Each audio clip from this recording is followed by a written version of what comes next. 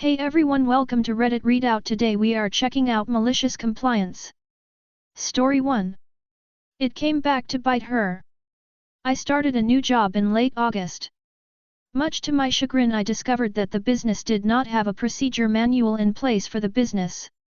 So to help myself remember the hundreds of processes each day, I created one for myself. I wanted to do a very good job and be helpful for my team. I wanted to make as few mistakes and embarrassing moments as possible.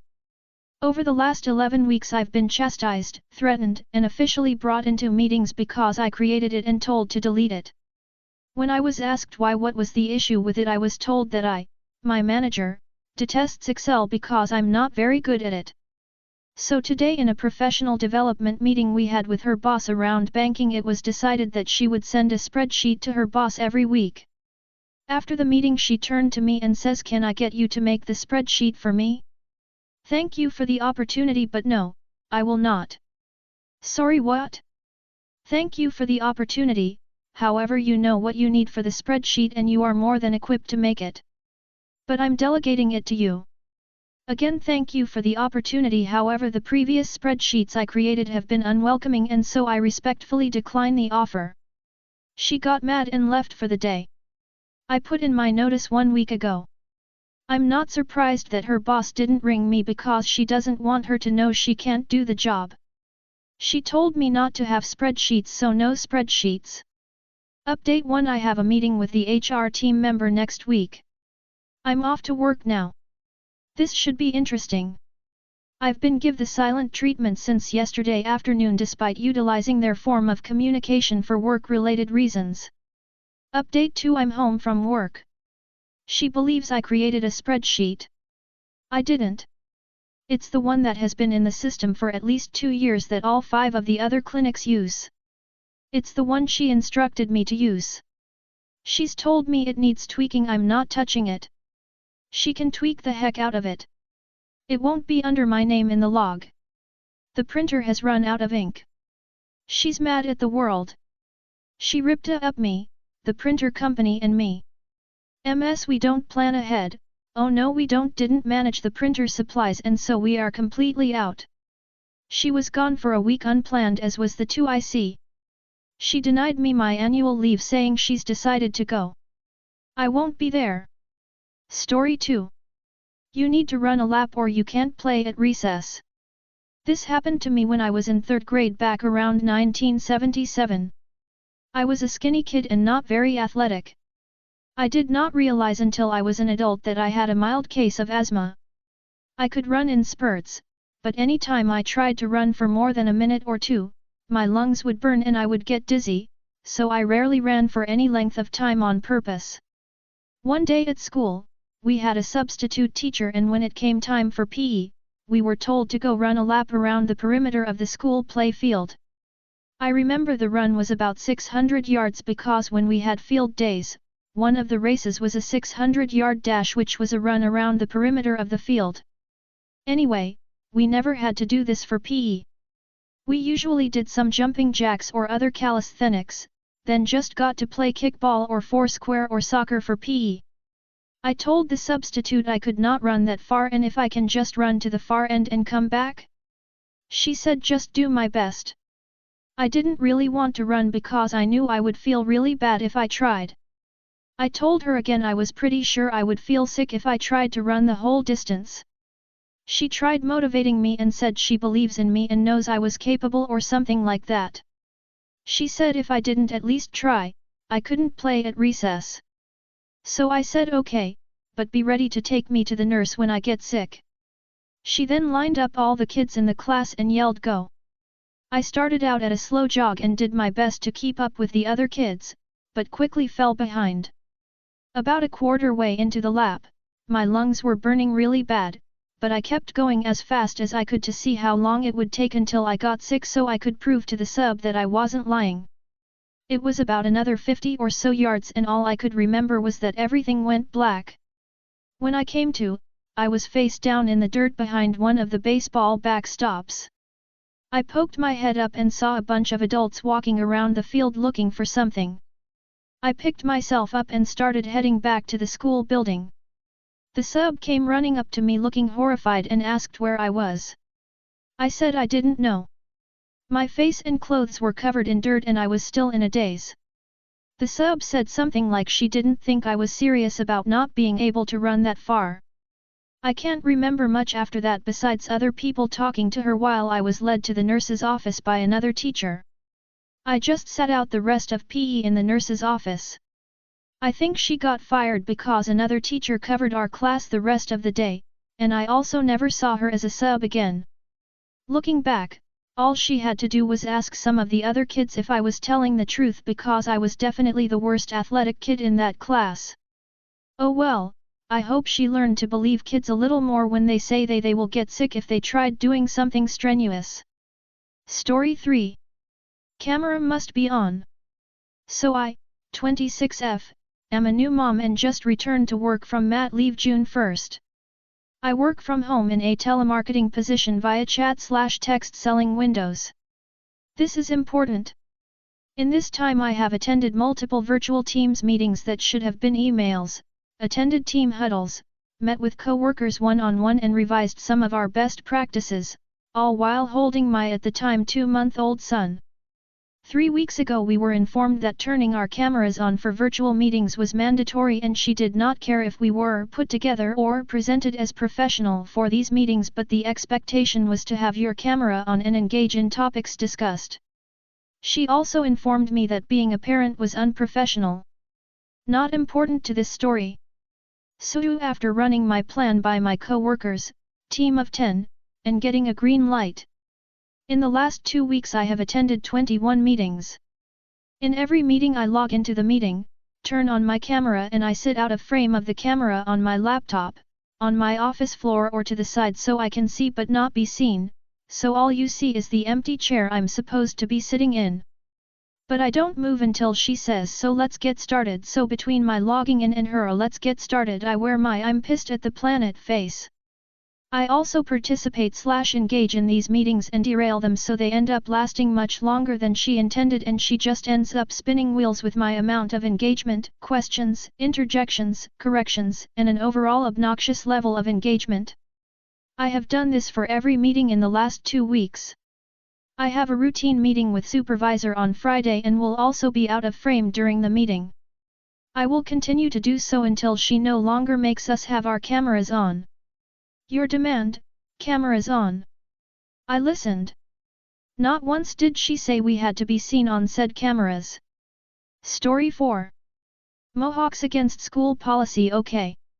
First post and nothing huge or life-changing, but thought I'd share something instead of always consuming.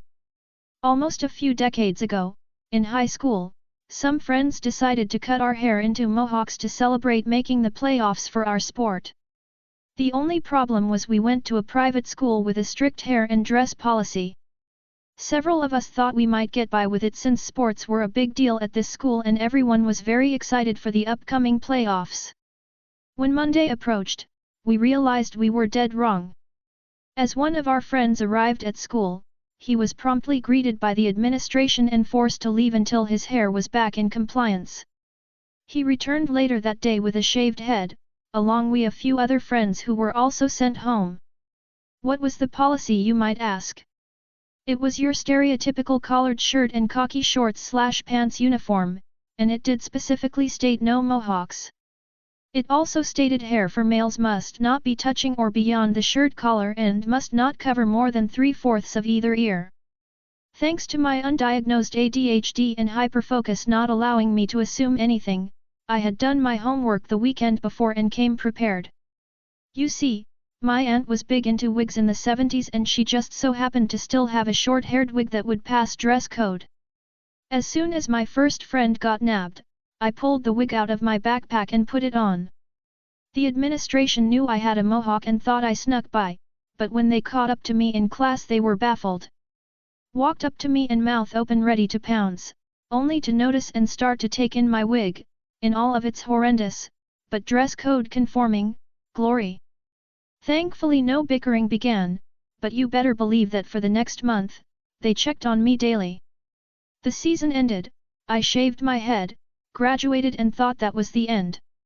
The next year, at college, I get a text from a friend's mom, who worked at the school. No words, just a picture. The new handbook now included 2 more words, no wigs. So while many may have left positive, lasting effects on their school, I will always be the kid who MCD his way to the creation of a new rule. Story 5. If you think that you can go home. This happened about 15 years ago, and after reading all the other compliance stories I thought I would add mine.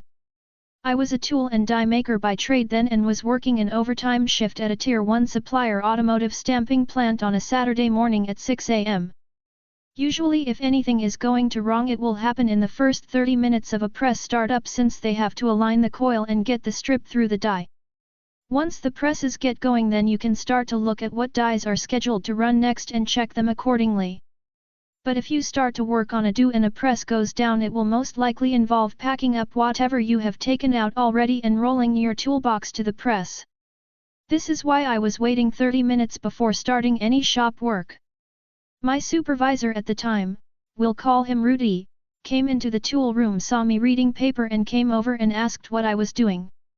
I explained to him what I stated above, to which he replied, "What's next? You want me to put a bed upstairs also?" I said if he did that I would support him %100 and laughed. I guess he wasn't amused, because he said, "If you think you are gonna come in on OT and stand around reading the paper for 30 minutes you can go home." Rudy then stormed off out of the shop. Enter malicious compliance. After he left I started locking up my boxes and putting my shoes on.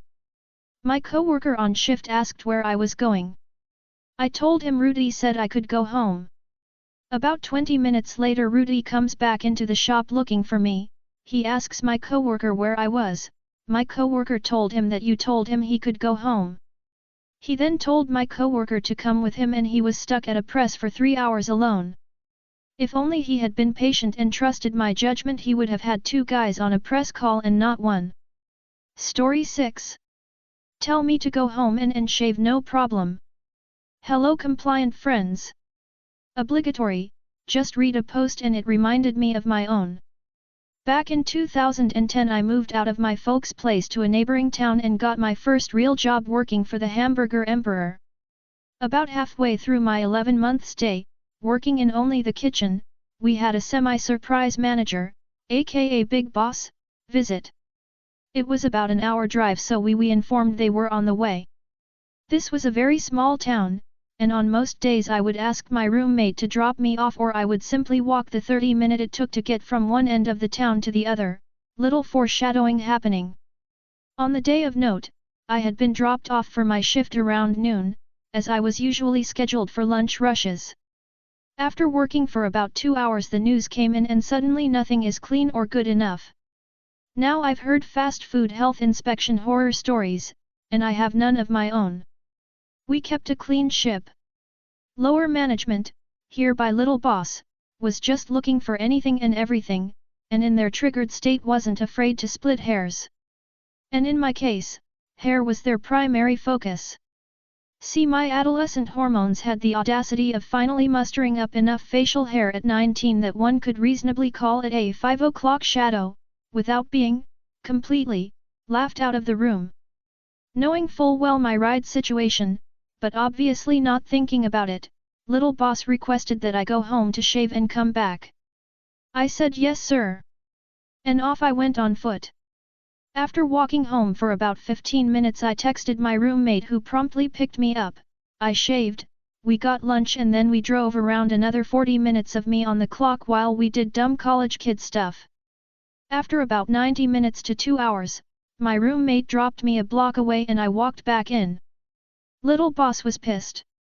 Flying around trying to make everything look seamless while being scrutinized by Big Boss. None of my peers noticed much, they're all keeping their nose down as to not be singled out and get made an example of for Little Boss to save face and look good. You know how these things go. With all eyes on us, Little Boss just started laying into me. I wasn't 100% confident here or even remotely cocky. I just calmly stated it's a 30-minute walk both ways and I was prioritizing having to shave. Big Boss asks Little Boss what's up, inquiring towards the situation at hand. Before turning away, little boss mumbled something to me about how I need to be more upfront about things and can't just take off for 2 hours without telling anyone. LOL. They both went into the tiny office and I never heard about it again.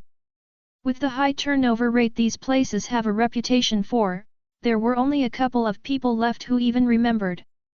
Big Boss is the one who got me the job. That's all for today. Please don't forget to like and subscribe.